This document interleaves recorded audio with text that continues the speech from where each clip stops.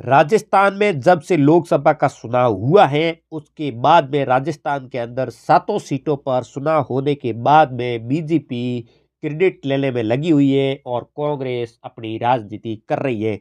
राजस्थान की राजनीति में बड़ा बदलाव होने वाला है। क्या शिव से निर्दलीय विधायक रविंद्र सिंह भाटी बीजेपी में शामिल होने जा रहे हैं?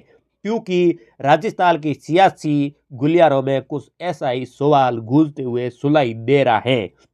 क्योंकि निर्दलीय विधायक रविंद्र सिंह भाटी लोकसभा का चुनाव लड़ा था और बाड़मेर, जैसलमेर और बालोतरा से, और वो चुनाव हारने के बाद वो लगातार सुर्खियों में है। बात की जाए तो वो शिव से निर्दलीय विधायक और शिव के अंदर लगातार किसानों को लेकर वो हमेशा सरकार को घेरते हुए आते हैं, क्योंकि बिजली को लेकर, पानी को लेकर और भी समस्याओं को लेकर वो लगातार सरकार को घेरते हुए दिखाई दे रहे हैं। जो शिव और जैसलमेर के अंदर जो कंपनियां उनके खिलाफ धरने भी दिए जा रहे हैं। अभी रविंद्र सिंह भाटी एक बार इन दिनों बीजेपी और कांग्रेस दोनों के लिए गले की फांस बनते जा रहे हैं, क्योंकि आपको बता दें कि विधानसभा चुनाव के बाद रविंद्र सिंह भाटी ने लोकसभा का चुनाव भी लड़ा था और चुनाव हारने के बाद बीजेपी के सहयोगी रहे रविंद्र सिंह भाटी ने विधानसभा जीतकर दिखा दिया था कि उनमें कितनी ताकत है और लोग उनसे कितना प्यार करते हैं। लेकिन लोकसभा चुनाव में वो जीत नहीं पाए, हार गई। इसके बाद कयास लगाया जाने लगे कि रविंद्र सिंह भाटी बीजेपी में शामिल हो सकते हैं। लेकिन ऐसा सवाल के सामने हमेशा एक सवाल लगा रहता है, क्योंकि रविंद्र सिंह भाटी ने कभी खुलकर ये जाहिर नहीं किया कि वो किसी पार्टी में शामिल होंगे या नहीं।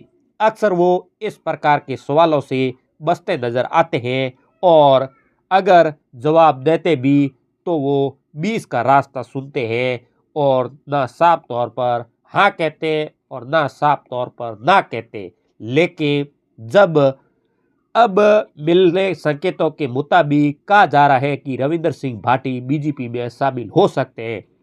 दरअसल राजस्थान में राजस्थान राइस सीमित चल रही है और जहां बड़े बड़े निवेशक आ रहे हैं।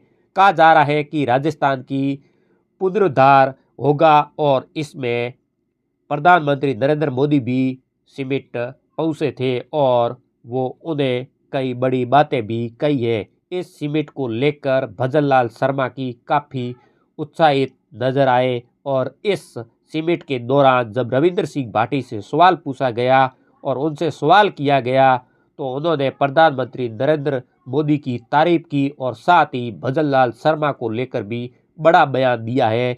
इसलिए कहा जा रहा है कि रविंद्र सिंह भाटी की ये तारीफ मोदी की संदेश देने की कोशिश है कि आपकी पार्टी से हाथ मिलाया जाए, लेकिन तैयार हो या नहीं। लेकिन अब इस पर बहस शुरू हो गई है। दरअसल रविंद्र सिंह भाटी जब से मीडिया से सवाल किया गया तो उन्होंने कहा है प्रधानमंत्री जी का इस पवन धरती पर स्वागत है।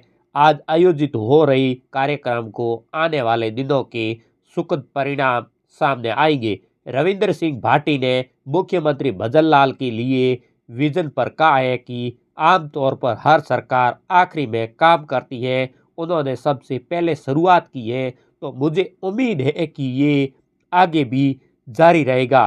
प्रदेश के लिए एक अच्छी पहल है। तो आमतौर पर आपने रविंद्र सिंह भाटी को भजनलाल शर्मा के खिलाफ बोलते हुए देखा होगा। हालांकि पीएम मोदी के खिलाफ वो कभी बोलते नहीं देखे। साफ तौर पर उन्होंने कभी निशाना भी नहीं साधा। जैसे उन्होंने सिर्फ तारीफ की है, कई बार वो ऐसे ही तारीफ करते हुए दिखे। उन्हें एक इंटरव्यू में ये भी बताया कि उनके घर प्रधानमंत्री नरेंद्र मोदी से जुड़ी किताबें भी हैं।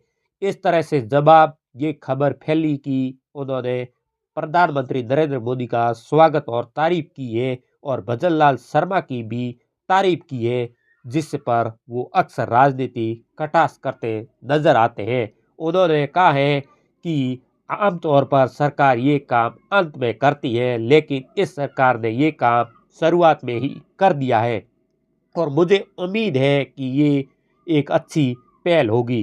कहा जा रहा है कि ये तारीफ मोदी को संदेश देने की कोशिश है, लेकिन क्या रविंद्र सिंह भाटी अगर बीजेपी में शामिल होते हैं तो रविंद्र सिंह भाटी की आगे की क्या भविष्य रहेगा? क्योंकि बात की जाए तो वो हमेशा आज दिन तक निर्दलीय चुनाव लड़े हैं। एक अच्छा कदम होगा या भी एक बड़ा सवाल है, क्योंकि रविंद्र सिंह भाटी शुरुआत से ही निर्दलीय उम्मीदवार के तौर पर ही चुनाव लड़ते आए हैं और ये कहकर आए हैं कि वो जनता के लिए खड़े हैं और शायद कभी किसी पार्टी में शामिल न हो। लेकिन अगर भाटी बीजेपी में शामिल होते हैं तो इस पर आप लोगों की क्या राय है वो हमें कमेंट करके ज़रूर बताएं और वीडियो को शेयर ज़रूर करें। हमारे यूट्यूब चैनल को सब्सक्राइब कर लें और फेसबुक पेज को फॉलो ज़रूर करें और अगले नए वीडियो मिलते हैं। राम राम, नमस्कार।